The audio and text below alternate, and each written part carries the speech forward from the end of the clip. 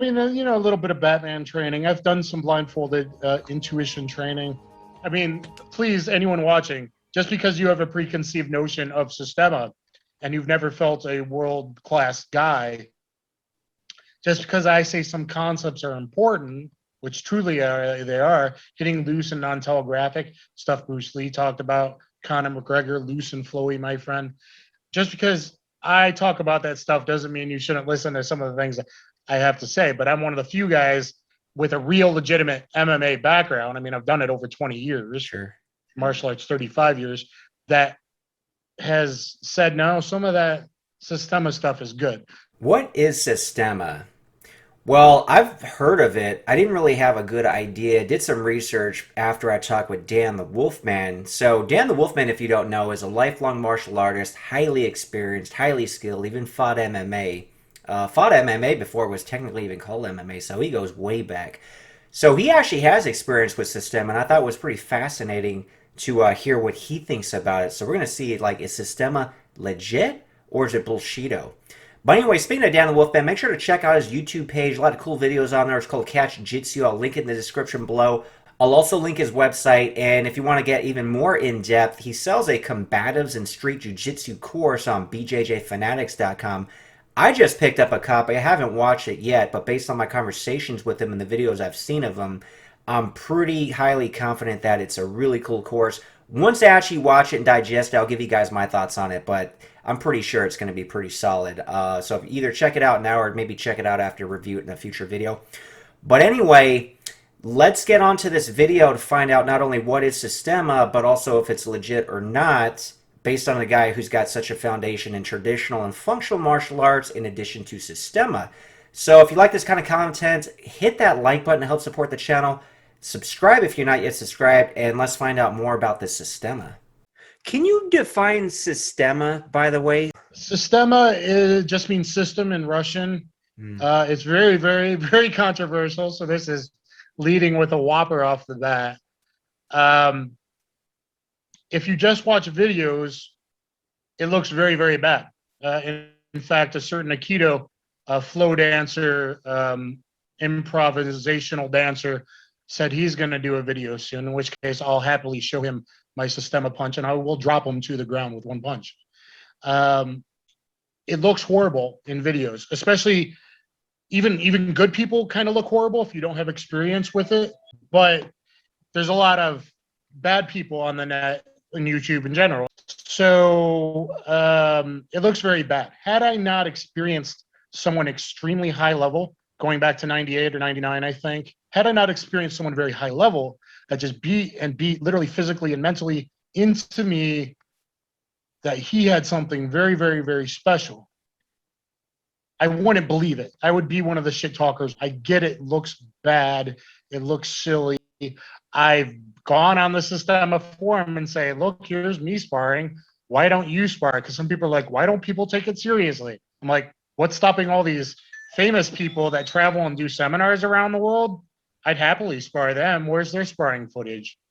But that doesn't mean, I'm getting known as the Aikido guy. That doesn't mean that there's not stuff to take from it. That doesn't mean that perhaps it's a very useful system if you've already studied 20, 30 years of martial arts, or if you're older or disabled. I think that there's a lot there to offer. So just so I'm not confused and following, so are you saying Systema by itself is like a specific style of martial art that just incorporates a bunch of stuff, including Aikido? No. Systema has, there's different factions of Systema. One is under Vladimir Vasiliev and Mikhail Rebko. Robko is the son of a former bodyguard of Stalin. If you know anything about Stalin and the type of people he would probably have as his personal crew of bodyguards, since he was extremely paranoid, he was Mikhail that people make fun of because he looks like a fat Santa Claus, quite frankly. So everyone makes fun of him. But maybe the guy knows something if he was trained by Stalin's bodyguard since he was a few years old. If there's no stiffness, it's going to be so difficult to take a person. And You're giving me your stiffness. That's why it's easy for me to catch you.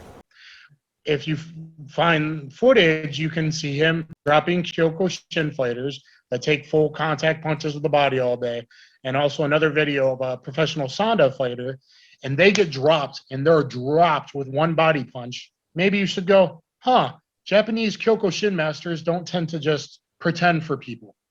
So anyway, him and Vasiliev moved to Canada, and they have their own school, which is kind of my experience.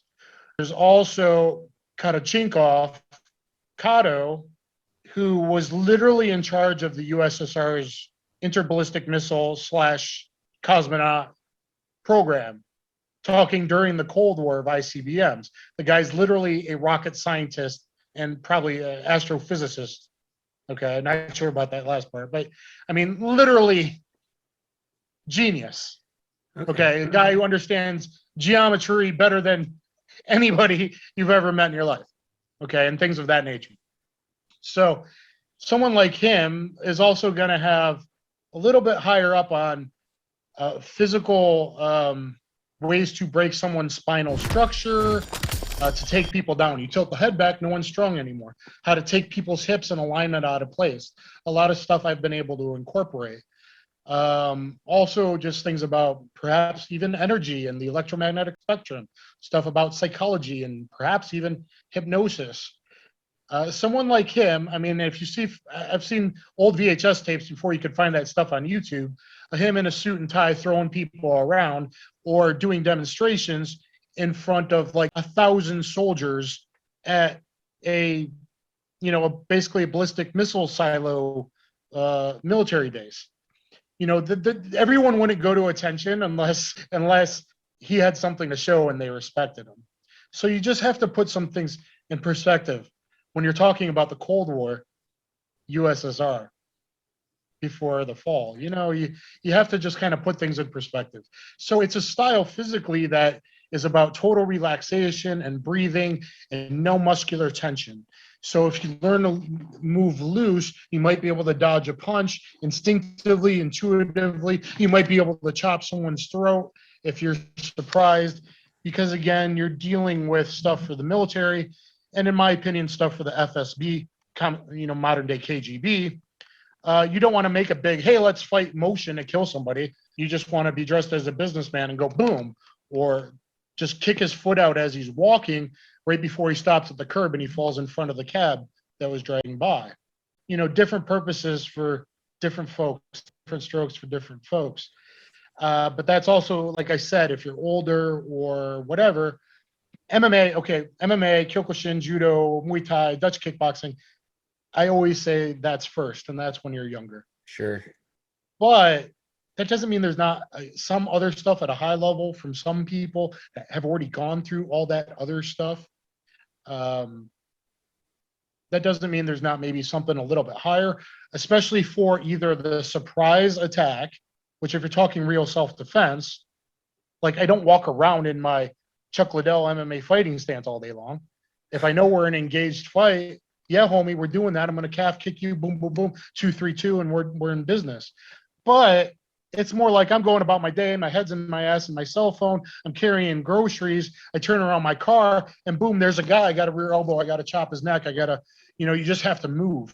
And so it's kind of about moving, relaxation, breathing, being able to move and take hits, multiple opponents, weapons, etc. Being non-telegraphic. So if you just took that and goes, these guys really focus on being non-telegraphic. Where a guy like Connor had his touch butch guy who was kind of a real more movement guy, very Systema-like, if he didn't claim it, I don't know. And it made Connor become one of the best in the world. He put too much muscular tension in his punches, but then he would move and be loose and flowy, my friend. Speaking of loose and flowy, doesn't Conor McGregor's arm movement remind you of that used car dealership thingy? Wacky waving inflatable arm flailing tube man. Wacky waving inflatable arm flailing tube man. Or if you look at Anderson Silva's up jab or walking back cobra punch or anchor punch, if you want to use the Muhammad Ali term, boom, that knocked out Bonner, I think it was, coming forward. There's a certain aspect of being loose and flowy and non-telegraphic. I mean, Bruce Lee talked about it all the time, and yet cookie cutter B+ level, A- level MMA fighters still, and there's times for that.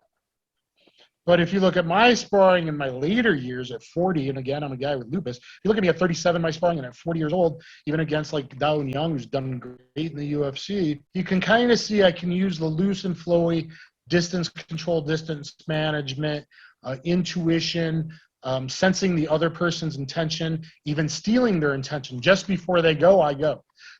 They were just about to go, and they go. So he goes, damn, I got hit again. Boom, I got hit with a combo again. Just as they were about, I'm going to go, because people think before they act, usually. Yeah, very that's controversial style.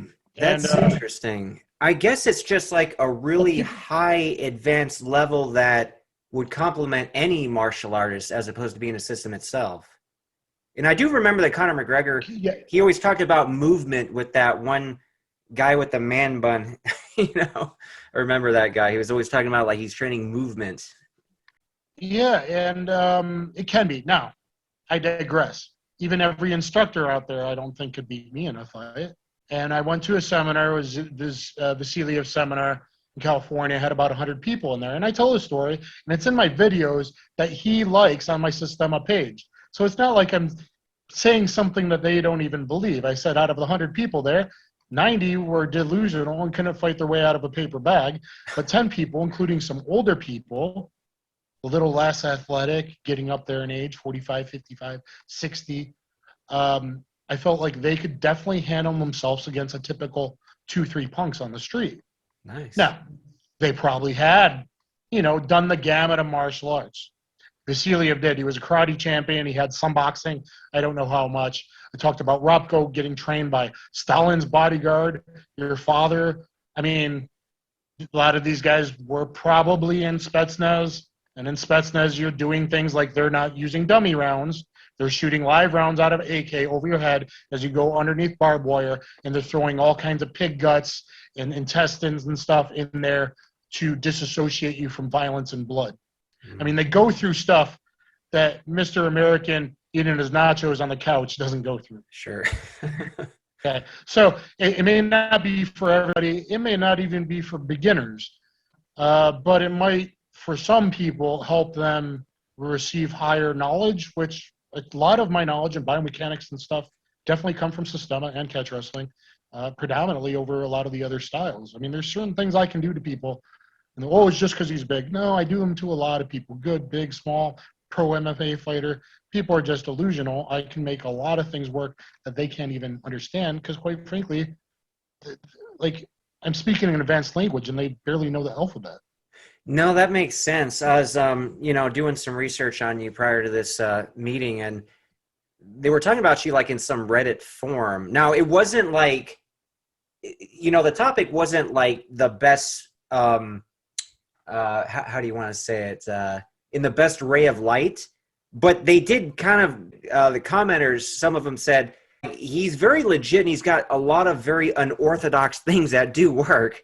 So it's almost like you do what you just mentioned, incorporate a lot of stuff that people don't even really know about. Just those, like, I don't know what move that was or what locker. Yeah, I get a lot of haters online because anyone that wants people to be bad and be haters and an intellectual, they're down. They don't want other people to be better. They want them to put them down to feel better about their own pathetic lives. Sure. So those aren't skilled people that may not even train, or they've trained just a little bit, or like I get it from like white and blue belts in jiu-jitsu. That would never work. Well, buddy, I've been doing jiu-jitsu, 23, 24 years in catch wrestling.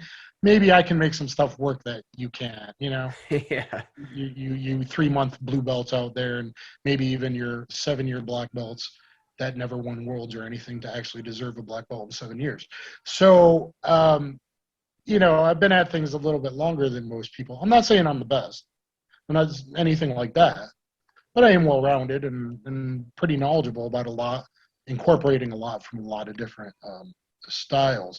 For more on some of Dan's training, make sure to check out a previous video I did with them titled, "What's it like training and sparring with real UFC champions?" I'm talking about heavyweight champions and light heavyweight champions, so the best of the best.